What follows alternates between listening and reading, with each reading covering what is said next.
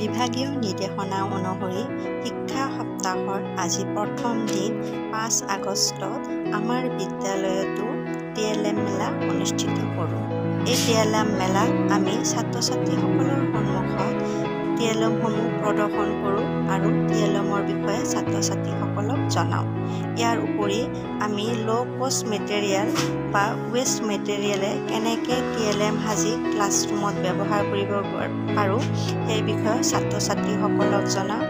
এয়া waste material পেপাৰেৰে কেনেকৈ আমি টিএলএম সাজিছোঁ সেই বিষয়ে ছাত্ৰ-ছাত্ৰীক জনাইছোঁ।